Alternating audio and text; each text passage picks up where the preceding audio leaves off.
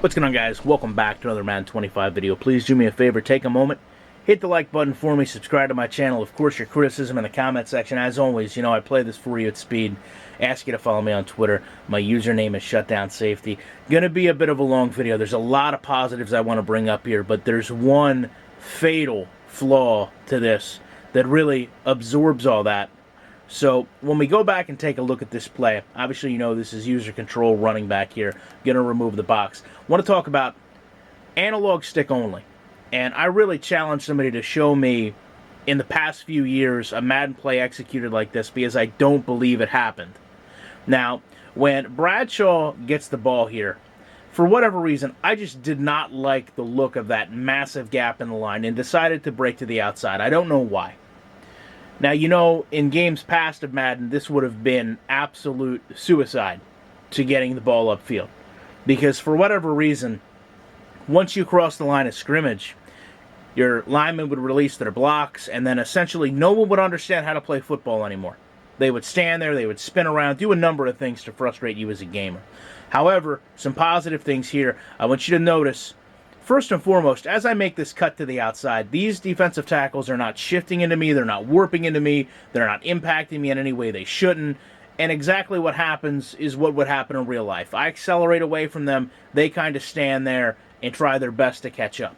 Now, second level blocking, Costanzo comes off, and he's able to get out to the second level. And keep in mind, he's not designed to be doing this. This is all second level intelligence of what he needs to do since I went to the outside. That's a positive thing to see.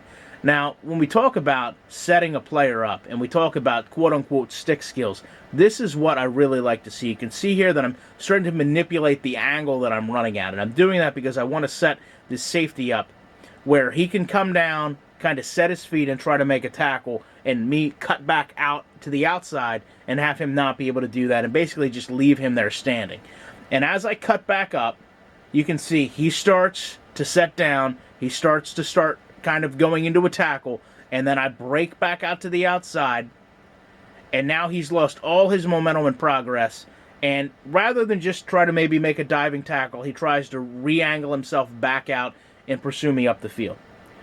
The fact that I can do that as a user with just the right stick says a lot about the user control in this game, and that's a positive.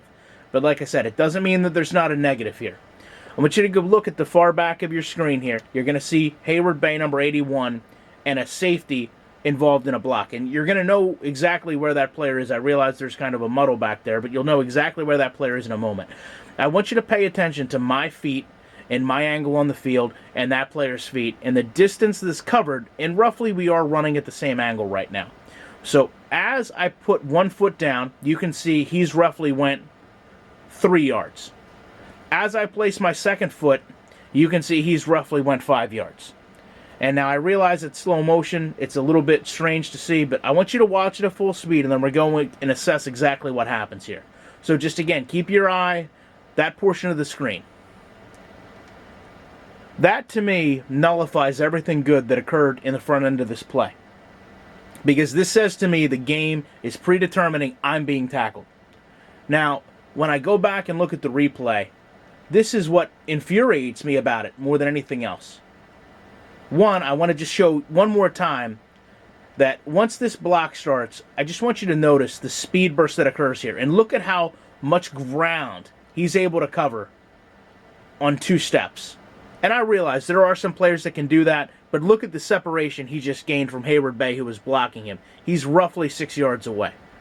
Now, this artificial speed burst actually speeds him up to the point that he's now so far in front of the play that it messes with his angle in pursuing the ball carrier. I want you to notice that right now he's about, what, a yard off the 35-yard line? And rather than running upfield to get an angle on me to push me out, his speed burst actually has him so far ahead that he's going to run along this line, almost angled backwards against it, to come over before then he starts to cut up the field and push me out of bounds. And from the user's aspect, this really isn't something you may notice right off the bat. You may think, oh, I just got caught from behind, but you know what? I almost had a touchdown there. But when you go back and look at what really happens, that's when you start to see some of the issues in the game. And I hope that my videos encourage you guys to do that. Gonna watch this just one more time for the running back's perspective. I know this has been a long video. I appreciate you guys taking time to check it out. I'd love to see your comments below, and I'll be back in the week with more content.